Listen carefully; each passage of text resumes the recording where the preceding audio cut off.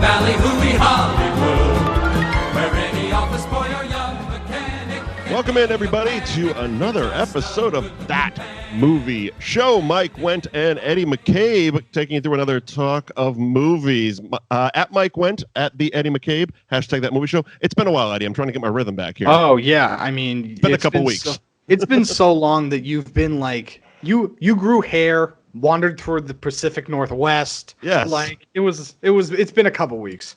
The last time people, if you're watching the video either on Facebook or YouTube, I had a beard last time. Yes. I hadn't even shaved yet. But yeah, we took a week off. I went and I filmed a commercial. I was a Sasquatch with like full movie quality prosthetics and stuff. It was hot. It was sweaty. It was uncomfortable, but a fun experience nonetheless. Oh, yeah. And what have you been doing the last couple of weeks while we've been quarantined still? Yeah, so I've been basically doing the exact same stuff. I'm just about finished with my entire watch of Criminal Minds. Okay. I am more than halfway through season 14, and there's only 15 seasons. That's a lot. Yeah, it's been a lot. It's been a lot of movies. And then when I'm not doing that, I've been completing my Disney Princess film series, right? That you can find on YouTube at the Eddie McCabe on YouTube, or if you go to thatmovieshow.net, they're linked up there, and you can watch them there as well.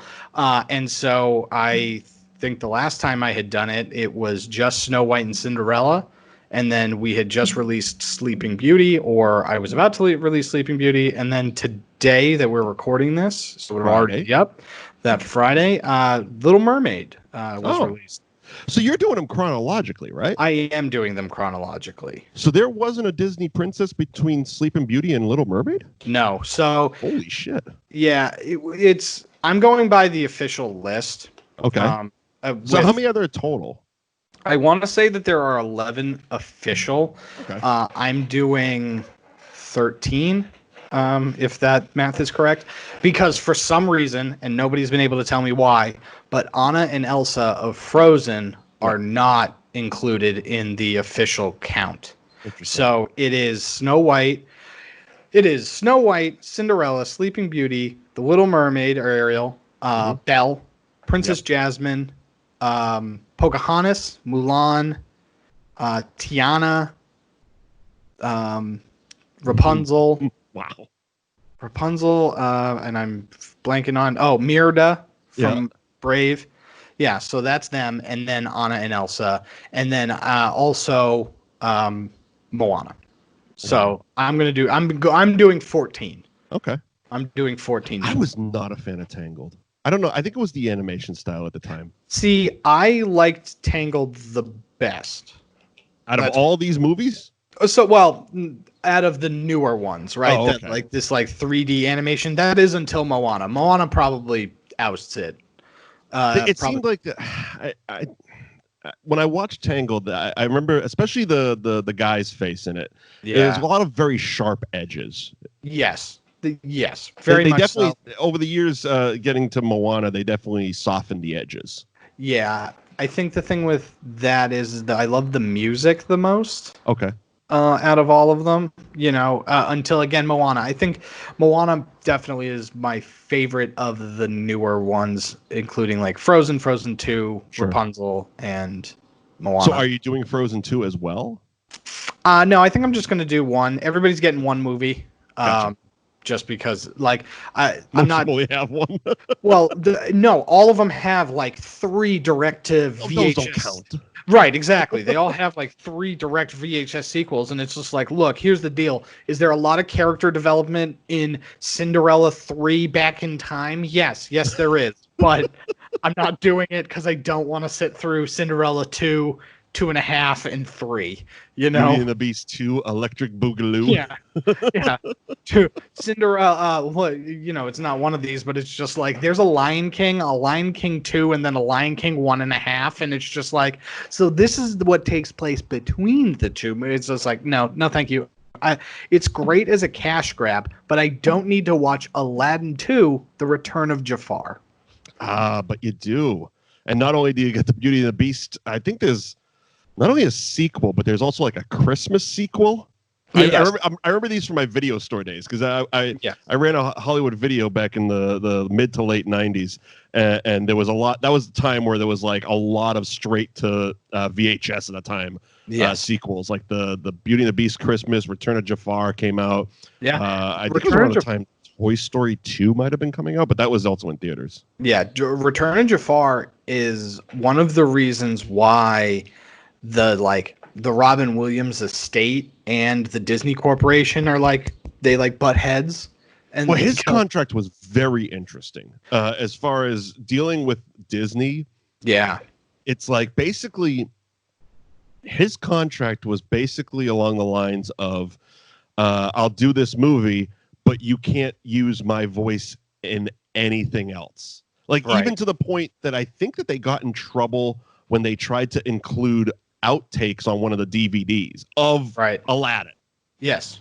They couldn't even add bonus features because it was so weird and strict. And the estate got, because did they use him or did they recast the voice? They recast. Yeah. So Robin Williams is not in Return of Jafar, but he is in Prince of Thieves which is the third one. They got their shit organized. Yeah. And so, Robin Williams was just like, no, this is my character.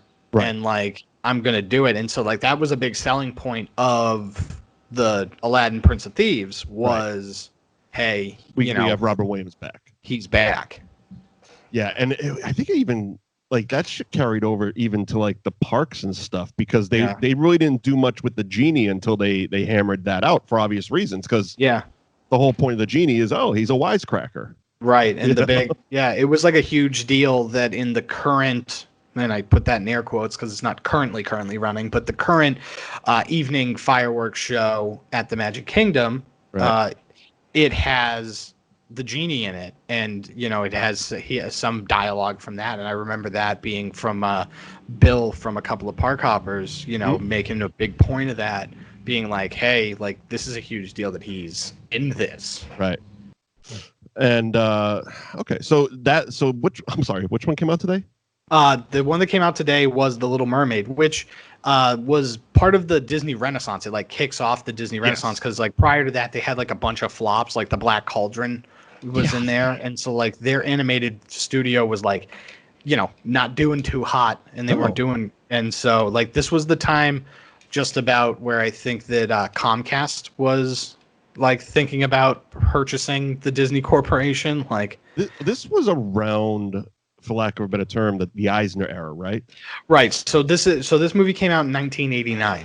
Okay. So it was the Eisner. By the way, we're not doing Little Mermaid, but we'll get there. We'll get to Broken Arrow soon. Because I want to say that the 90s were supposed to be the quote unquote Disney decade, and then they end up expanding. I think they created Hollywood Studios. Yep. Down in Florida, they did they started doing the Disney Store at some point around there. Yep. And then as well as Chef Mickey, which was attached to the Disney Store, and then Euro Disney. I think all of those kind of happened within this 5 to 8 year window under Eisner. Gotcha. Interesting. Okay. So a little bit of news. Yeah. Well, we're still doing our action movie quarantine because we are still in quarantine. We'll get to Broken Arrow, but our old buddies over at AMC just can't keep their foot out of their mouth. It's every time I read some news stories about movie theaters opening up, I'm glad we're Team Showcase over here. Because, man, AMC just all week they've been shooting themselves all quarantine, basically, they've been shooting themselves in the foot. They started with the proclamation that they were going to not show Universal movies because Universal did the victory lap for Trolls on digital, which I believe you and I both agreed upon, and much like most of the internet, really, you're going to give up Fast and the Furious money over a point? Yeah, right. You know what I mean? It's AMC is the company, by the way, the theater chain, that right before this was already talking about possible bankruptcy. Oh, yeah. Before the pandemic. And on top of that, it's it's not like you're the only game in town, right? It's not like, you're the only movie theater chain and I'm going to take my movie ball and go home. Right. It's just Showcase Cinemas will still show the Fast and the Furious and Universal movies. Yep. So that means I'm just going to go there to do that, you know? You're not proving a point. You're just basically giving your competition money. Yeah, you're throwing a tantrum. Constantly. Yeah, you're constantly. Like that's been the biggest problem with AMC during this entire thing, is that it's like they're just throwing one big tantrum after another. And it's like, look, I miss going to the movies. I missed the entire experience. Yep. I missed the big screens, the sounds, the chairs, the popcorn, all of it. Yep. All of it. Right? And so I want it to happen, you know, maybe not as much as you, because I don't necessarily make my living off of movie theaters. Right. Wink, wink, showcase. Right. Looking at you. Not all of our living, but you know, but it's bit. You know, but hey, I would like to go back to the movie theaters to watch movies. Sure. And you know, so it's like I get AMC being mad about not being able to show movies, but at the same time, it's just like, hey guys, get your act together. Get together. You know, I need you to figure it out, because you're making wild statements. It feels like you're whoever's in charge is just shaking a magic 8-ball. Right. And then they're just reading whatever comes up, and that's what the decisions they're making. It's one of those things, and if like we of course follow Showcase on social media and stuff, and they've been very as far as actually like revealing any information about what they're going to do, and they've been very quiet about it. They've been just kind of posting, you know, light content, you know, little polls, this movie against that movie. And if at any point you want to just link the show, that'd be wonderful. That'd be wonderful. But it's like they've been kind of, you know, like just much like the rest of us, wait and see. We can open now. We can do this now. We can have this capacity here. They've done a pop-up in Foxborough, just as for local reference here in Massachusetts. The Showcase at Patriot Place in Foxborough has done one pop-up. They have a second one planned. They're going to be showing Nightmare on Elm Street, I think, this weekend, maybe, cool. or next week. A theater in Ohio is opening. Yep, one of the theaters in Ohio is opening up, and I believe movie theaters are in phase 3. Yes, they're a part of arts and entertainment, which has been a big thing about everything that I have going on outside of this, because I'm tied to 2 comedy clubs. Right. And just a cheap plug, you can go and check it out. Norm Lavalette, the owner of Improv Asylum in Laugh Boston, he's been doing a plunge. So it started, I want to say, Mother's Day weekend, or something like that. Basically, he lives by the ocean, and so he ran into the water, and then he pledged to do a dunk every single day until both of his clubs are open.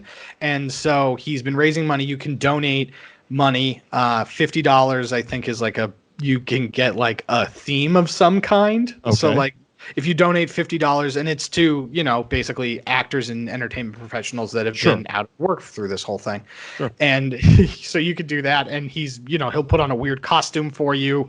You know, he's been doing stuff for different grad classes and things like that. But so, you know, arts and entertainment are in phase 3 in Massachusetts. What's the website to donate?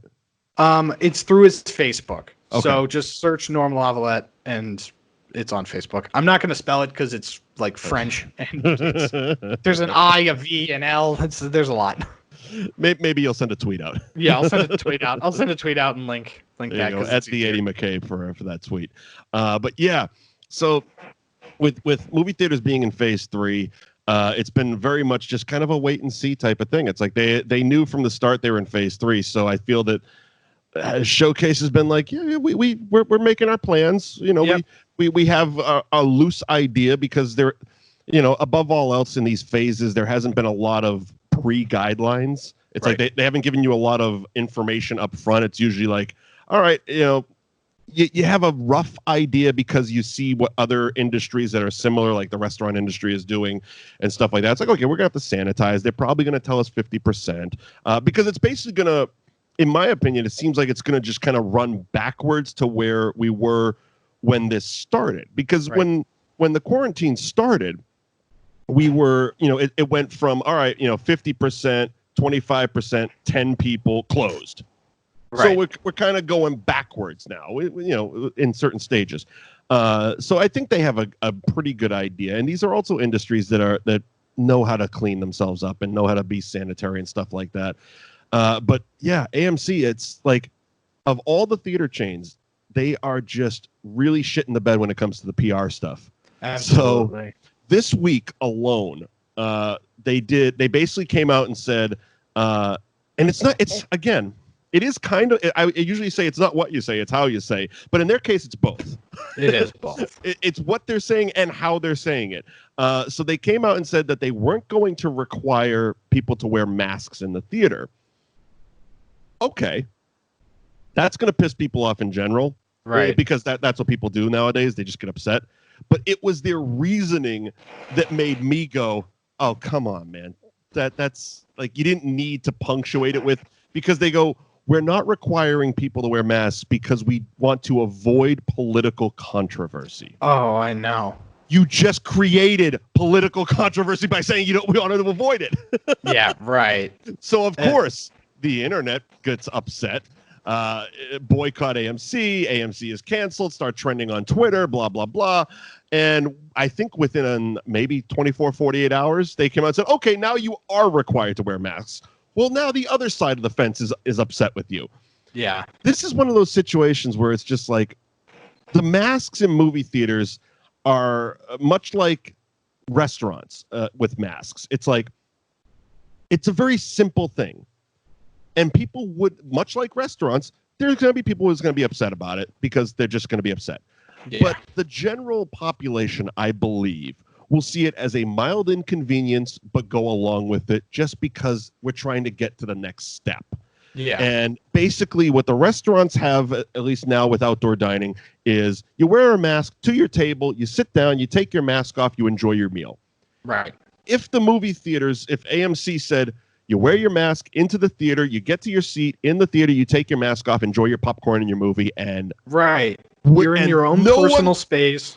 That's status quo right now. That's par for the course. People would, there's going to be people mad about everything, but that would be fine. Right. Generally fine. But they just can't do that. They just like, we're going to, you know what? I don't like my big toe. Give me a gun. I'm going to shoot it right off. It's like they just keep shooting themselves in the foot by making like the avoiding political. I couldn't believe it when I read that in the press release. I'm like, why would you put that in there? Yeah. Why would you actually say that? Why would you say the words? Why do you need to say that? We're not going to require people to wear masks. Done. Period. Put a period at the end of this. Not a comma. Put a. Oh shit! He's going to keep talking. Yeah, right. Because again, it's just like, And this is the CEO of the company. CEO and president Adam Aaron is the one who said, we do not want to be drawn into political controversy when he said no masks. It's like, yeah. Why? Why would you? Well, the crazy part is that if you didn't want to be dragged into political controversy, the status quo and the standard is masks. Right. Right. So you would say like, look, we're going to require masks just like all the restaurants require masks. Yep. You know what I mean? Like, And then boom, that's how we function. Right. But there's going to be people upset, but that's fine. That's the minority versus the majority. The majority of people are going to be like, okay, we can go back to the movies. Yeah. And if going back to the movies means for the, maybe 10, 20 minutes, you walk from the ticket booth to the fucking popcorn into the thing. It's like, but it's like, okay, you put a mask on for 10 minutes, you're fine. It's not the end of the world.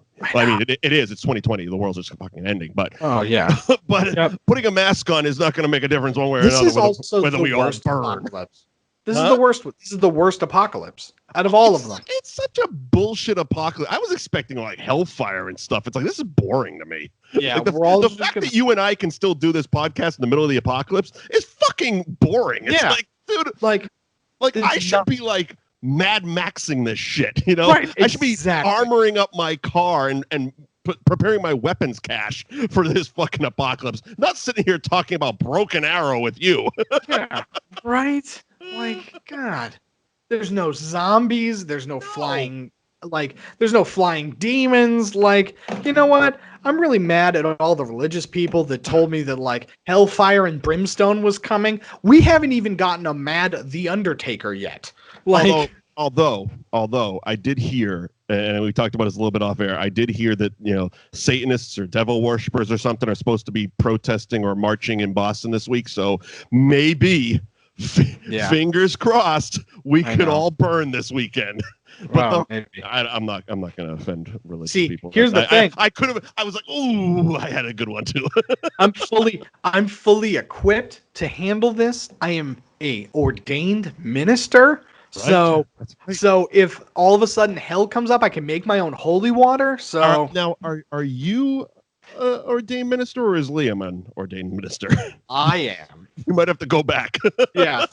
No, I had the foresight to not have Liam be an ordained minister. Although that would have been some very interesting, weird I have stuff. to go back to that character, man. Oh, man.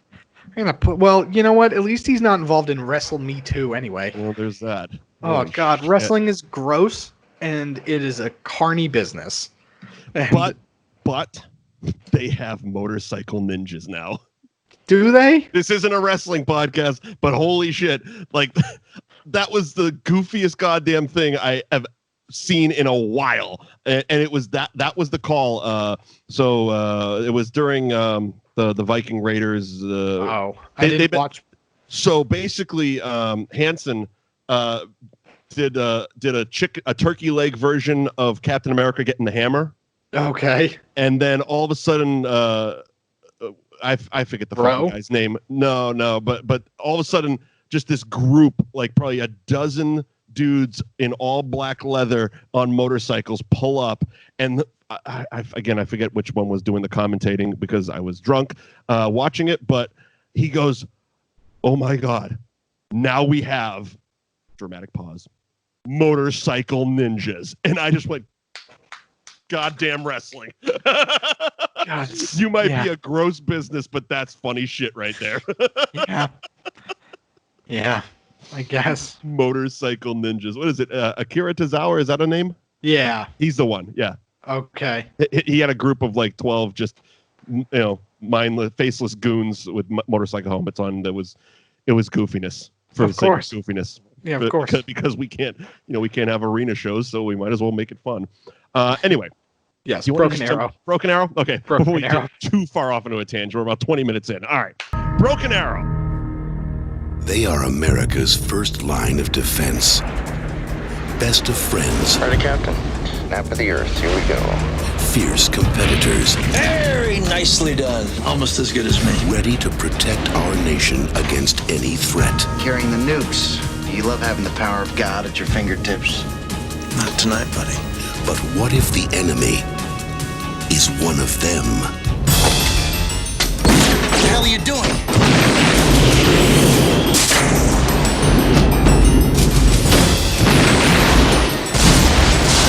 We got pilots down. We got ourselves a broken arrow. A broken what? It's what we call it when we lose a nuclear weapon. I don't know what's scarier, losing nuclear weapons, or that it happens so often there's actually a term for it. The only thing more dangerous than what he knows. They believe they've got an exposed core. They gotta send in a nuclear emergency search team. By the time they find us, we'll be gone. Is what he's prepared to do. $250 million by 0900 Utah time. If you have not... Good God. I don't know what the big deal is. I really don't. But there's one thing.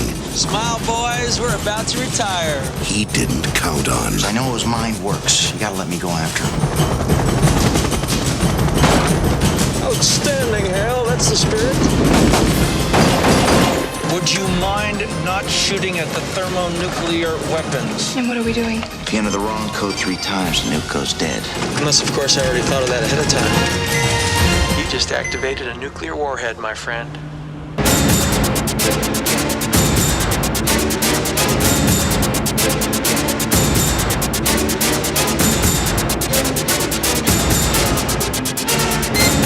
The clock is ticking.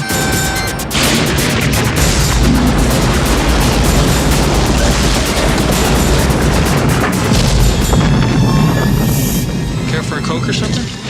John Travolta. You lose. Christian Slater. You're out of your mind. Ain't it cool? Broken Arrow.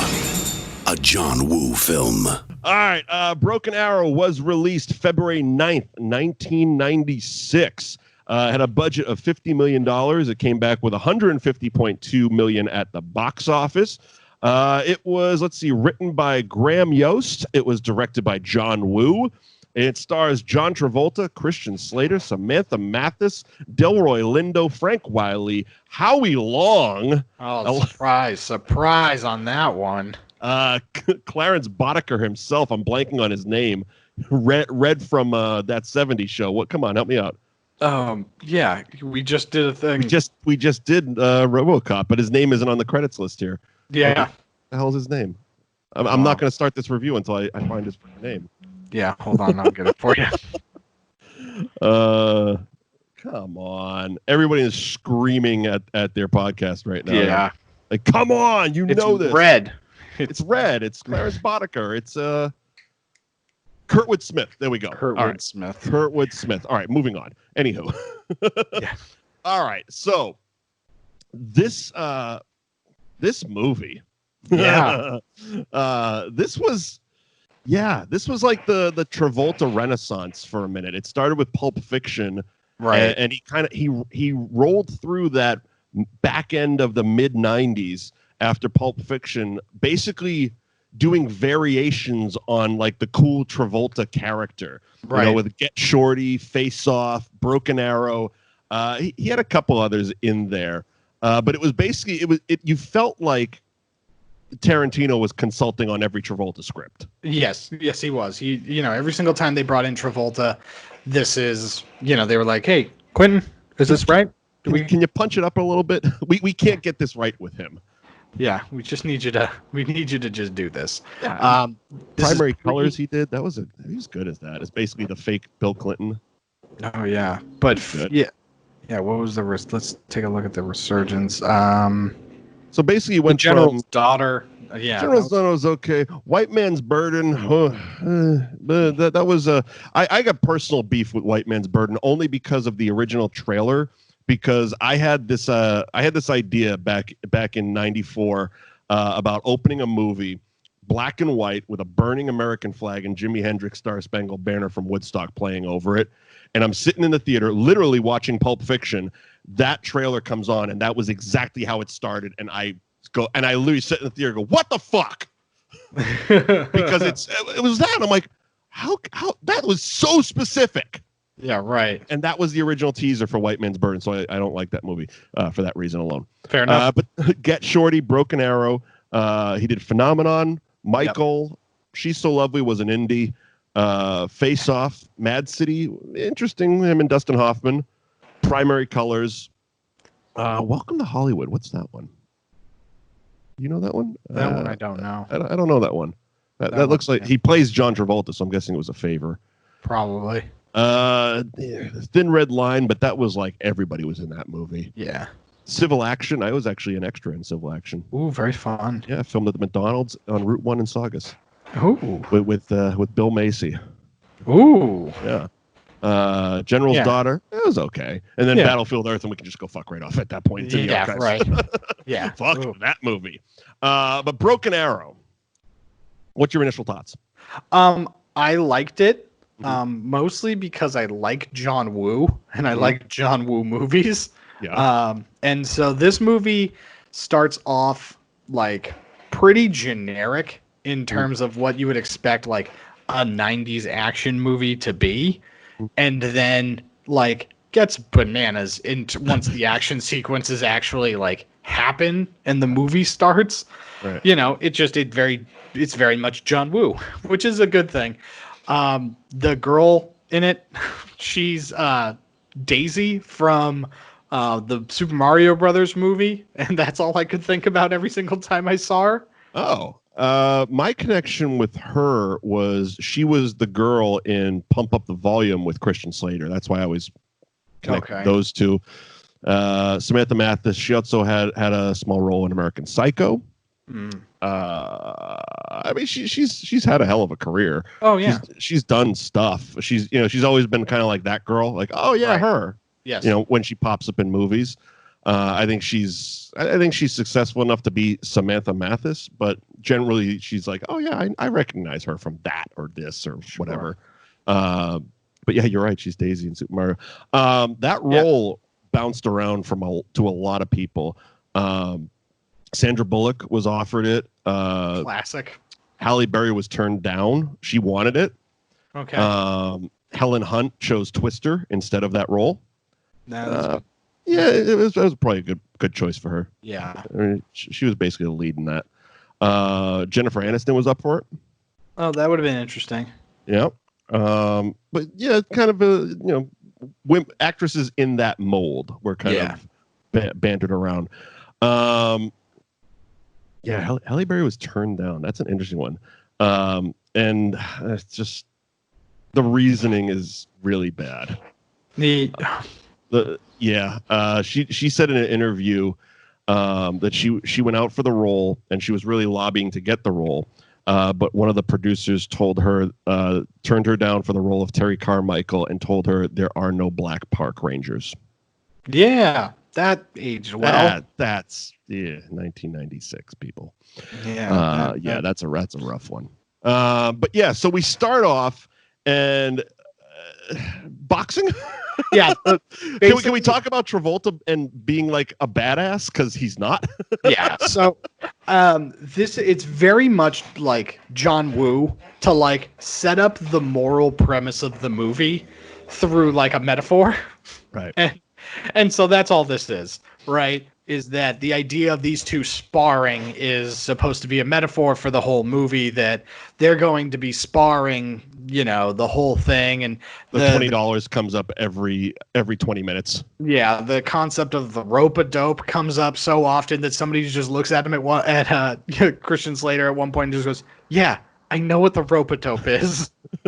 Yes, I saw Ali Frazier. Yes, I know. Or Foreman.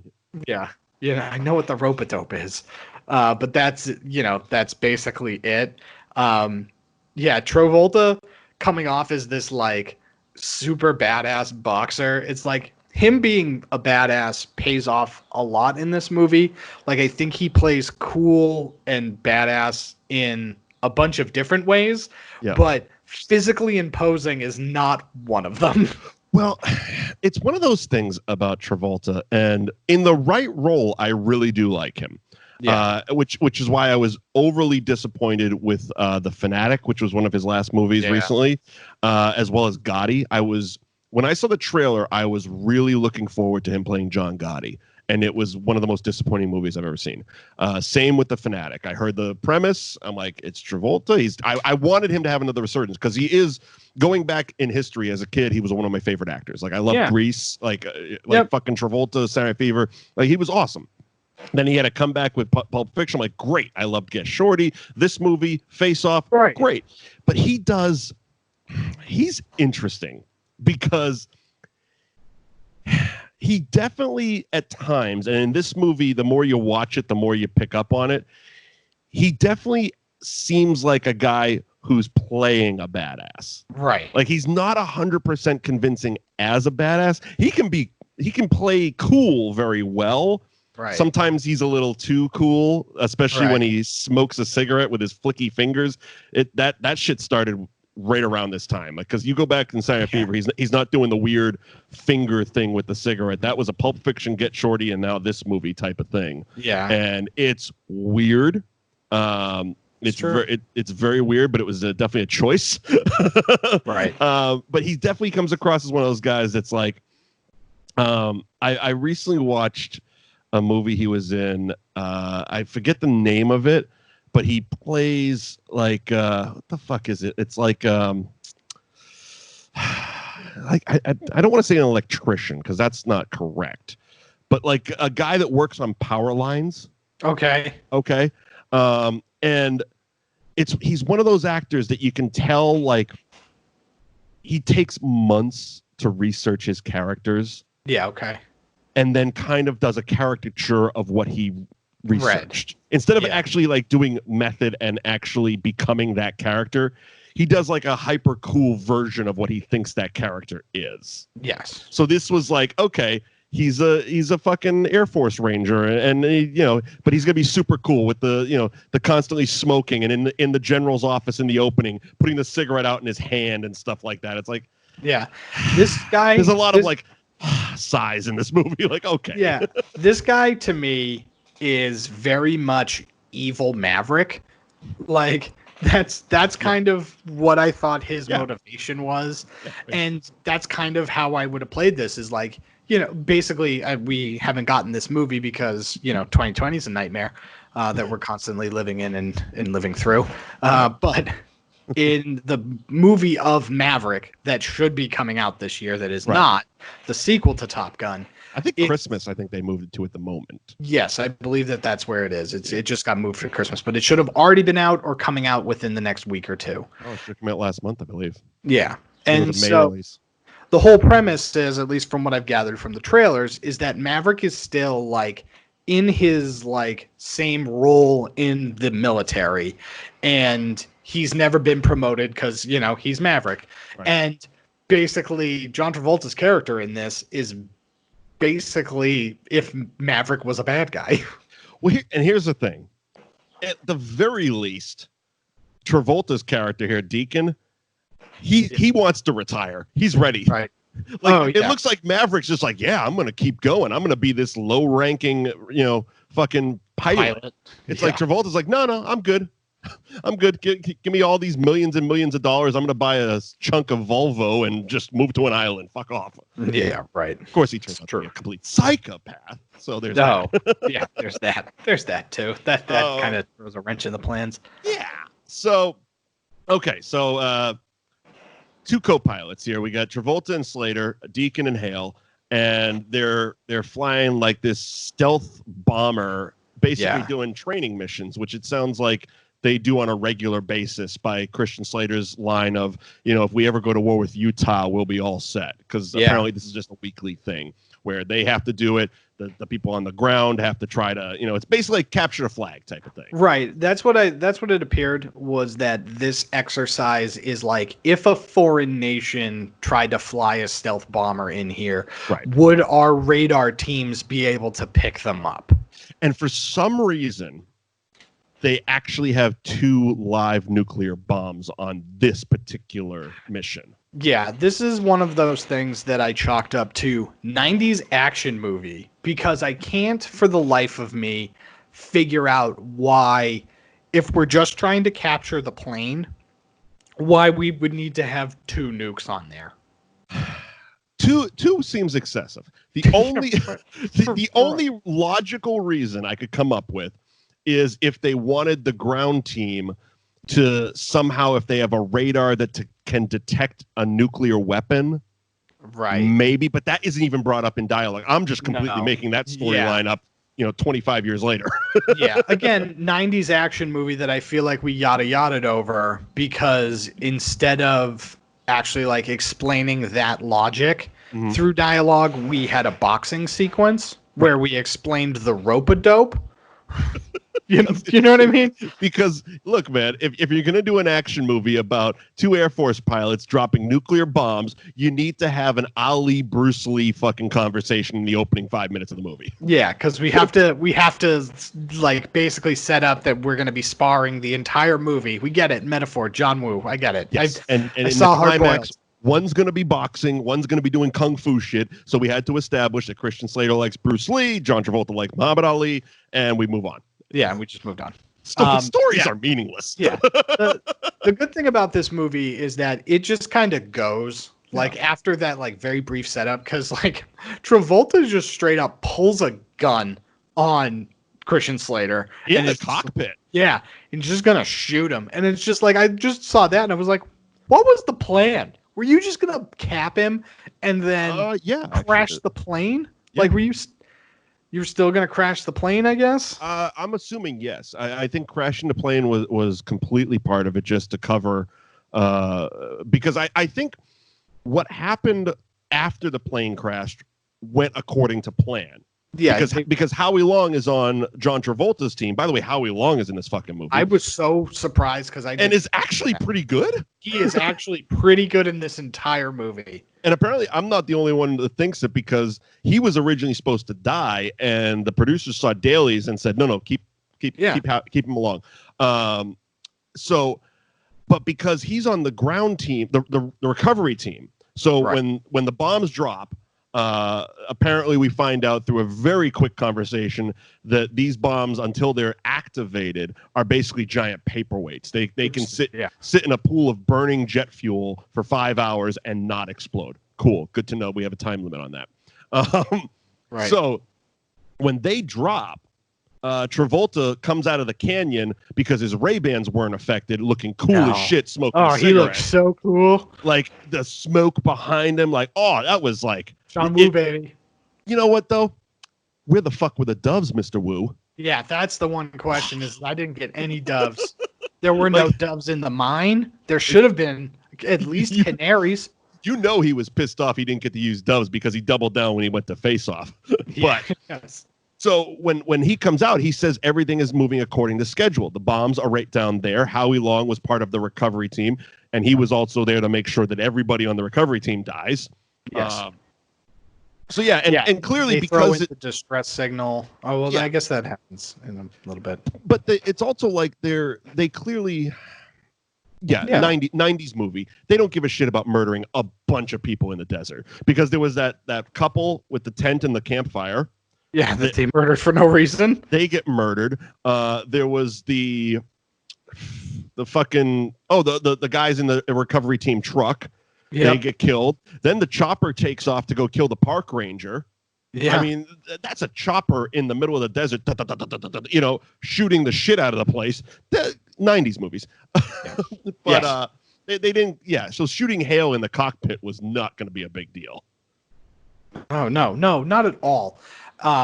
They just wasted bullets like they were free, which is crazy. Yes. It is what it is. Mm-hmm. But yeah, they didn't account for Christian Slater not being dead, and his entire opening conversation is one of those situations in movies and television that irk the shit out of me. The conversation with the girl? Yeah. Okay. Where it's like, hey, we can avoid 20 minutes of nonsense if I'm just forthcoming, because the information that I have. See, he was. Not the character I didn't buy was her. She is all over the place. Okay, she starts as the park ranger who just doesn't give a shit. She's making her paycheck. Old Mrs. What the fuck? Did she see Elvis again? And she's like, big deal. She was the laziest park ranger ever, where it's like, she wasn't going to literally her one job is driving around in a truck and checking out things. Right. It's basically in the park.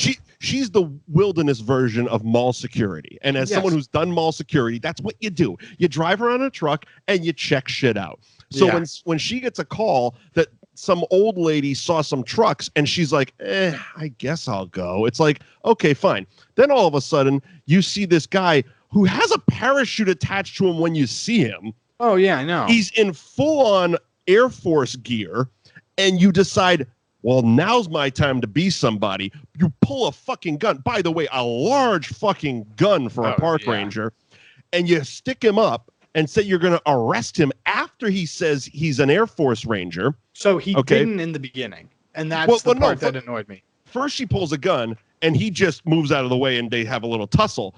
But he says, I'm an Air Force pilot, blah, blah, blah. It's classified mission. I can't really tell you about it, but shit's going down. And she literally flips him over and says, well, you're under arrest till we figure this out. It's like, that was the point. I'm like, all right, you're really overcompensating for the not giving a shit about the old lady's report earlier.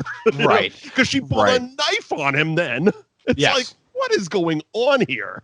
Yeah. Who is this character? And that whole exchange is just stupid and unbelievable, and we just needed an action sequence, and that's we just had to get her into the badass mode of female in the movie type of thing. Yeah, right. Like, and it's just get them together. just drove me up a wall. That type of shit just kills me because it's just like, hi, I'm an Air Force guy. I'm on a top secret mission. And as you can see, I was in a chair and there's a parachute that's attached to it. So you should also know that there's an Air Force base around here. You should know that. You know what I mean? Like, you should be aware that, because they're not flying 3 states over to, say, to do this mission. You know what I mean? So, yeah. And now she's just along for the ride.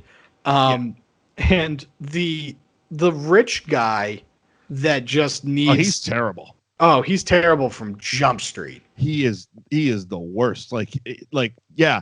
When he got like sledged to the throat and died, I was like, oh, yeah. Good. Thank God. Thank God. Like, God. As asinine as the overly cool and calm guys are in this movie during all this hellfire, he sucked. Oh yeah. Like that was the thing. And again, 90s movie, but there was definitely this overwhelming sense of all the bad guys are just so cool. So cool. Like when Howie Long is calling into distress, they're chuckling, like they're doing like community theater and stuff. They're like, yeah, man. Oh, we're dying. Yeah, right. It's like, yeah, you're pranking the local pizza shop, right? Like ordering 15 pizzas to a place that doesn't exist. At no time was dropping 2 nuclear bombs a serious situation for these guys. Yeah, right. No, we had this under control. And then like basically I do like that they're trying to, like, Christian Slater tries to get the thing back, and the only place to go is this copper mine. Yep. And so they end up in the copper mine. Yep. And I love that John Travolta's entire thing is just like, yeah, he's going to the one place that I was going to go already because Well, the point of that was they were both okay. So, he was running out of fuel. Well, Christian Slater, they were running out of fuel, but also at that point they had the nuclear weapons on the truck. Christian Slater and Samantha Mathis had the bombs. So what they were doing was they were going to go to the copper mine and detonate them. Well, deactivate them. Yeah, because. Well, because if they blew up in the copper mines, they would be covered. But the problem was that was Travolta's plan all along, to blow one of these fuckers up. Right. But also because apparently he's a bad guy, but not a monster, he wasn't going to actually detonate a nuclear weapon in the surface, but he was going to let people know not to fuck with him. Yeah, the whole concept was weird. It was like a warning shot for nuclear bombs, basically. Yeah, it was like... I'm going to have 2 of these nuclear warheads. We're going to detonate one in a copper mine. Yep. And so it's basically just going to fuse this copper together or something. And then we're going to like hold up the United States for okay, so there's a few different plans in this story. There's the plan that Travolta has. There's the plan that the rich guy has, and then there's the plan that he told his crew, and all 3 of them are kind of different. Yeah. The rich guy thought, okay, we're going to collect these nuclear weapons, and we're going to sell them back to the United States. We're going to ransom the United States to buy them back, because that was the scene with Frank Wiley and Kurtwood Smith where he's like, how much would someone pay? And the guy's like, you can go to Soviet Union and buy a nuke. He's like, no, how much would we pay to not have egg on our face in this situation? Right. So that was what the rich guy thought. Travolta was basically half in, half out. He's like, all right, well, we're going to sell them one back, but I'm also going to show them not to fuck with me by detonating one. Right. And then he told his crew, he didn't tell his crew that he was planning on blowing both the motherfuckers up. Yeah. Right. Because him and Howie Long don't get agree at the end. Yeah. Well, I think he also goes banana at the end. Yeah. Especially after killing the rich guy. That whole little back and forth. He's like, I never killed anybody face to face. I know what's the big deal. And that was one of the cigarette things where he flails his finger up. I don't know what the big deal is. I don't know what the big deal is. I really don't. Yeah. Not gonna lie, as like a teenager in the 90s, I definitely smoked like that a couple times after seeing this movie. so cool. So cool. So fucking cool. So dramatic. Yeah. What is the line? What's the line when they're fighting in the boxcar? He's just like, "You're out of your mind." He's like, "Yeah, ain't it cool?" He's just like, "Damn." you can't tell me Tarantino wasn't ghostwriting some of his dialogue. Yeah, it's like, damn, that's just the way you said, ain't it cool? It was the coolest. This whole movie was trailer moments. Yeah, it was. I mean, there was a part at the end where after I rewatched it again this morning, and I it's one of those things I remember it in the trailer, but it was when they load onto they're on the train, okay, yeah. And they're standing out, and there's the helicopter, and Travolta's going over the plan, and everybody's still alive. Christian Slater and the girl haven't gotten onto the train yet, and he's like, all right, so we're gonna be up in the air in 5 minutes. I want this, I want this, I want this, and then he grabs two guys on the shoulder, goes, smile, boys, we're gonna retire. And I literally, and they turn as if someone's taking a picture, and I literally go, who the fuck has a camera in this moment? Yeah, and right. nobody did, because they cut to a wide shot, and the three of them are standing there posing their ass off for nothing. For nothing. I'm like, you literally just added a trailer moment into your movie for no good fucking reason. For no reason. No reason at all. Other than it was probably cool in the moment, man. It's cool in the moment. So yeah, we're at the copper mine? Yeah, we're at the copper mine. And basically Travolta has somehow tricked Christian Slater into arming the bomb because, Christian Slater's like, look, if you enter in the code 3 times wrong, it basically deactivates the bomb and it turns it into a paperweight, right? Yeah. It just, you can't reactivate it. But somehow, at some point, Travolta, like sneaky bad guy, somehow rewired it so that if you entered the code 3 times incorrectly, it would arm it. And so now it's armed, and they're just trapped in this copper mine with a nuclear warhead. There's a gunfight. We get, I think at this point it's the second time he said it. Probably my favorite line in the movie is, how many times do I have to say it? Please don't shoot the thermonuclear warhead.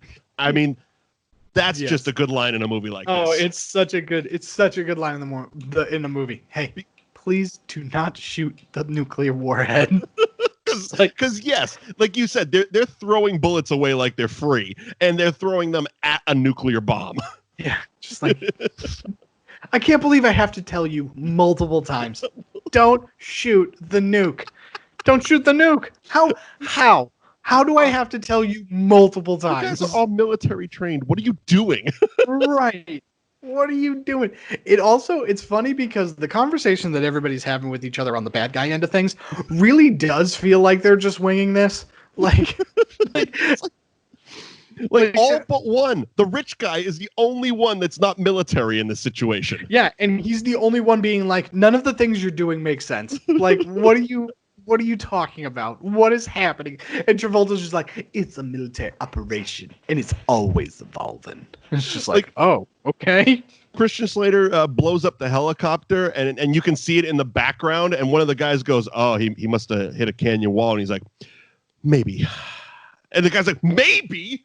What the fuck are we supposed to do now? That was supposed to take the warheads away. He's like, use the truck, Seth. Use the truck. Like, okay.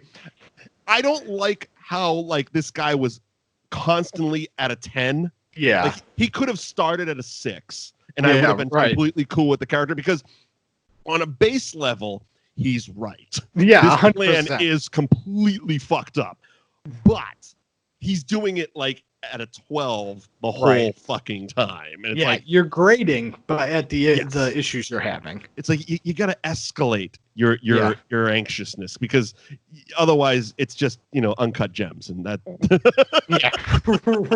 right, it's just uncut gems. Holy shit, that movie is like every part of my anxiety triggers. I watched that in theaters, and it was a movie I did not enjoy particularly. Without going too far down a tangent, I felt very conflicted, because I really liked the movie, but I hated how I felt after the movie. Yeah. Like when it ended, I just sat there in silence being like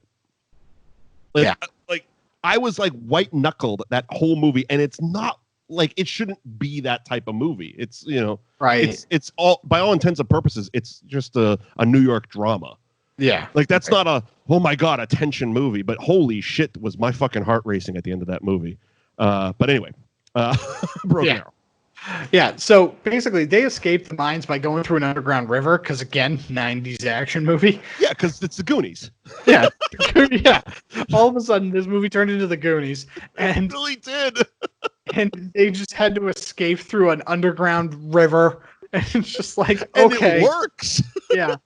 And Nobody then, ever drowns in situations like this. Like No.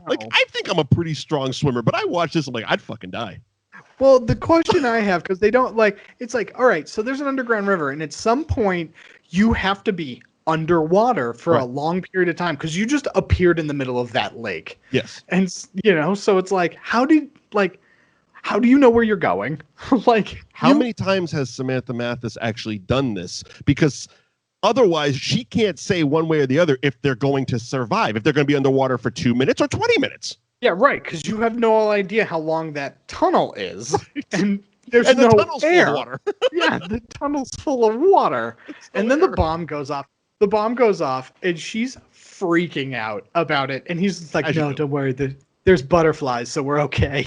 I mean, that was a little bit cute. Like that was a little endearing. Him trying to talk him off just the ledge. calming her down because. Like, that was the appropriate response to have if a nuclear bomb just went off, like, I don't know, a stone's throw away from you. No, you're sitting on top of it. Yeah, panic would definitely be the way to go for her, and trying to calm her with silliness would definitely be the move there. I mean, the butterflies in the handbook, all right, it's cute. Plus, they're also trying to set that up because there's a lot of weird sexual tension at the end of this movie. Oh, yeah. I'm just glad that they... Yeah. Yes. It's weird. It gets real weird in the last few minutes. It does. So they have one of the bombs. One of them went off. I did like Delroy Lindo's line to Frank Wiley where he's like, Frank Wiley's kind of panicking. He's like, oh my God, what was that? He goes, that was a bomb, blah, blah, blah. He goes, well, shouldn't we be like, running for cover or hiding or something? He goes, no, it was done underground. We're fine. He goes, how do you know? He goes, well, if it was done on the surface level, it would be a completely different shockwave. Plus you'd be blind and burning to death. Yeah. Yeah. Yeah. Well played, reality. Yeah, well played.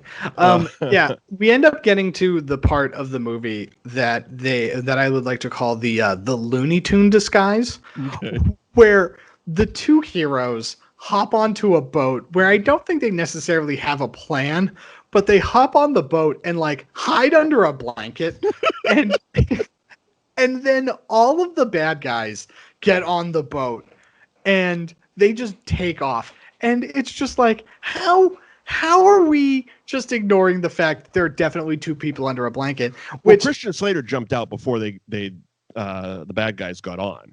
Right. Remember, because he reconvenes with Frank Wiley and Delroy Lindo, and they helicopter him to the train because he was in the water.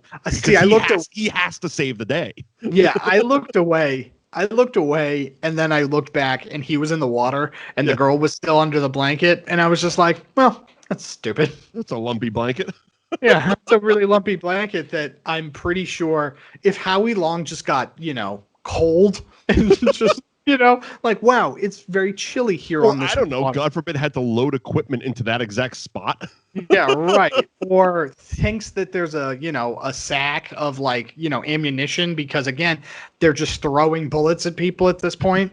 And he's just like, oh yeah, my other bag of bullets is under this blanket, and then just opens it up and there's a girl. Or just looks down and be like, did we kill somebody else? What the fuck's under there?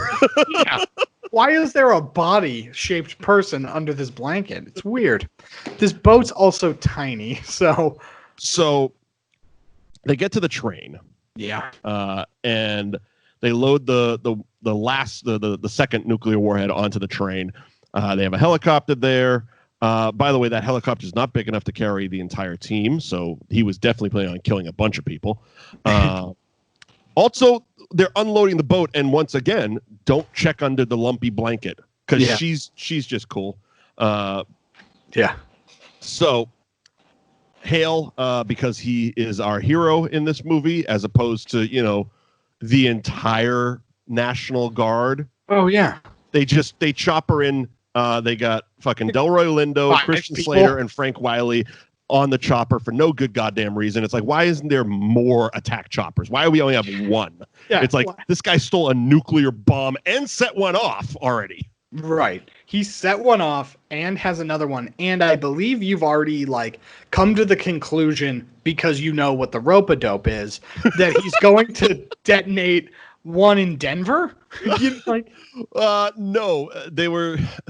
I think the rope-a-dope in that situation was in the truck.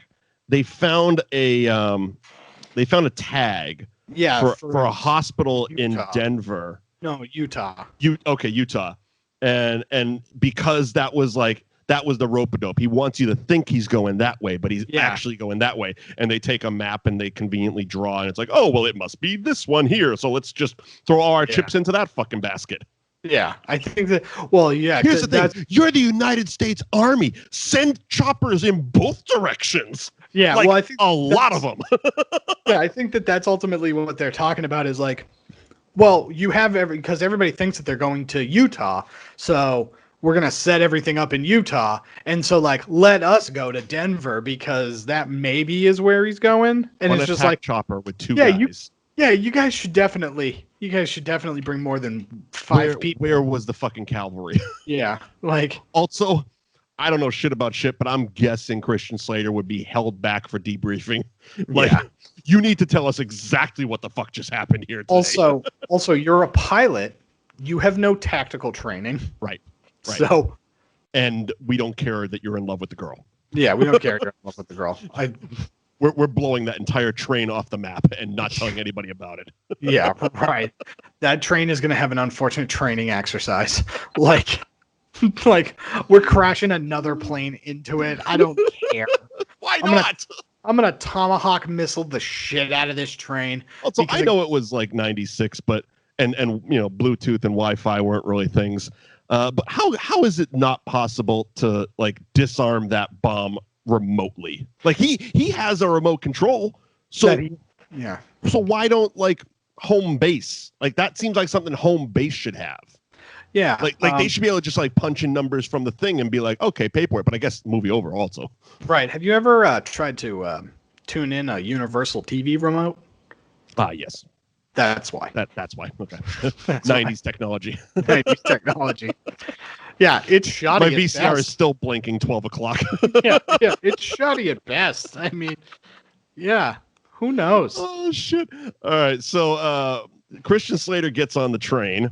Delroy Lindo just blows up in the helicopter. He just crashes into a wall because, I mean, why that guy didn't pull up is I don't know. He drove right into the wall. Yeah. How did you not know? And he saw it the whole time. There was a mountain there. It didn't like sneak up on you. No, mountains don't do that.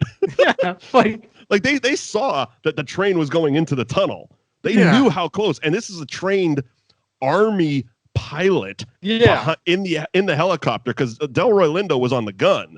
There was another pilot. It wasn't like he was trying to do two things at once. It wasn't like because you could blame, okay, well, he's not a good multitasker despite, you know, being a commander in the Army. But no, it's like one guy had the gun. Christian Slater was there to save the day, and the pilot was there to fly. The pilot didn't do his job. No, he didn't. It's like, oh, wall. Well, I'm sorry. Were you playing Candy Crush on your phone? What were you doing? No, it was in the 90s. Tetris, man. Oh, sorry. Were you playing Tetris on your Game Boy? What are you doing? You know how long it takes to charge a Game Boy? You got to play it when you get the chance. First of all, yeah, because you need AA batteries. And maybe he just bought a fresh pack. He was tethered to a friend with the cord, and oh god, Game Boy was terrible. But it was the best we had. It was. You know, it's even a fun part of the 90s. Actually, no, it's 96. 96. So maybe Pokemon just got released, so maybe you're trying to catch them all. I don't know. Pokemon Red, Blue, maybe. Maybe you got lucky. You get a Japanese fan. You got green. Maybe. You know, maybe. Because that would be distracting. That would be distracting if you're in the power plant. I need some kind of excuse. Some kind of excuse. Yeah. There's no excuse for a trained Army pilot to run fly into a mountain. On purpose. Yeah. He acted like that was his only option. It's like, well, it's been a good life. Yeah, it's like, it was like that scene in Austin Powers where the guy's standing in front of the steamroller going, no, and he's just telling him to move, but he's like 100 feet apart, like, and moving so slow. There's No excuse for it. That was that scene. That was it. There is absolutely no excuse for it. All right, so let's see. Samantha Mathis fights a scientist who is also probably a Green Beret, apparently, and can kill people with a thumb, but instead he wants to use a hammer. Cool. He's also the guy who basically saves Iron Man's life in the cave. Same actor. He is. And so that happens, but, she obviously fails, and she gets captured. And this is where Travolta has a very weird, like, psychotic break. Well, that's happened, but he's making her push the buttons to set off the bomb, and it's very uncomfortably sexual. It is. Like when she tries to turn and he puts the gun to her mouth and she opens her mouth, I'm just like, oh, I know what that means. Yeah. Oh God. Like it was just weird. It was in this, and he's touching, and everyone's coming in this scene. It's like 3, 2, it's like, what is going on? Just set the fucking bomb and kill her. You're gonna kill her anyway. Well, the crazy part is just like, how come, like, you shouldn't kill her if you're making her set the bomb, because now she would have to, like, live with the fact that, like, she blew up everybody. Look, if she sets the bomb, it doesn't matter if she jumps off the train now or in 10 minutes or tomorrow. There's no getting away from a nuclear bomb. She's burning to death. It's true. I mean, we saw Judgment Day. It's true. Basically, Judgment Day. The Terminator apocalypse would be better than this one. It's true. That would be better. Terminators. Well, we'll get the Terminators. Yeah. So she doesn't do it. So we're only halfway through the year. She defiantly hits cancel. Yeah. It punches all the buttons he asks her to, and she defiantly hits cancel and basically flips him off or something like that. And it's like, what is happening? Because he's just gonna, like, you did nothing. No. You did nothing. And so Christian Slater, he swings in on a satellite cable. Oh yeah, he John Woo's the shit in. He literally, like, this mic cable is as thick as the cable he swung his adult body off of a train and swung in like goddamn Tarzan to kick Howie Long off the train, and somehow didn't fall off. Oh yeah, Howie Long dies horribly right after giving a whole speech about how he's not ready to die, because Travolta is like, fuck him, we're gonna blow this fucker up anyway, and he's like, no, I'm not ready to die. This is about money. And then he gets kicked off a train and does one of the, like, they ADR'd one of the worst screams ever. Yeah, like, I would have accepted the Wilhelm a lot better. But this was like special edition Star Wars Ben Kenobi coming over the fucking thing. It was weirdly animalistic. Anyway, it was weird. So Samantha Mathis at some point gets knocked out of this car. But also, nobody ever just falls off a train. Yeah, like she just somehow this lazy park ranger knows how to, like, grapple onto trains for, like, I fucking hate. Yeah, she's hanging on for dear life while Christian Slater 47 times in this movie. 100%. Well, Christian Slater and John Travolta decide that they need to finish their boxing duel. There's a good chance the anxiety of setting off a nuclear bomb would have given her a heart attack. Okay, that's one. Yeah, true. That's just one way she should have died. But yeah, so she gets knocked out of the way for a second so the men can fight. I mean, come on, that's literally what happened. Yeah, like, that's basically it. We started this movie boxing. Let's finish it boxing. So they start doing the ba-ba-ba, but because we're not in a boxing ring, Christian Slater can do his Bruce Lee shit. He starts kicking him a couple times, back and forth.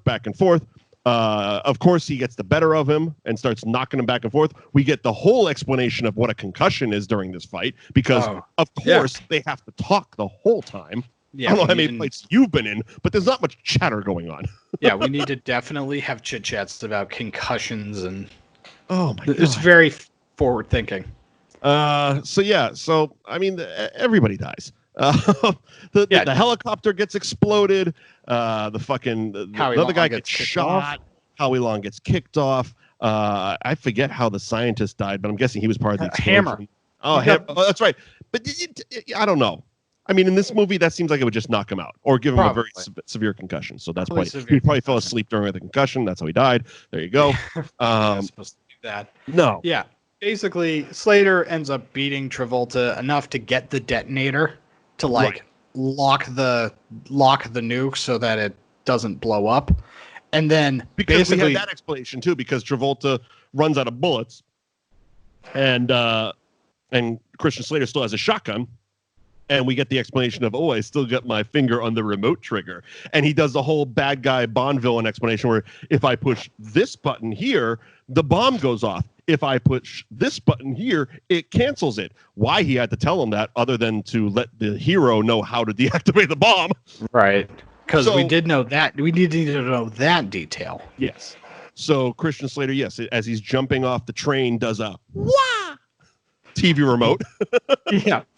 Yeah, and they detach the train to the point where it derails, and the bomb just straight up flies and hits Travolta. What because it was they were on one part of the train, and then the part with the helicopter that was on fire was ahead on the tracks and stopped at that point. Yeah, I guess I don't know how the train. I don't know how it all works. Yeah. I really don't.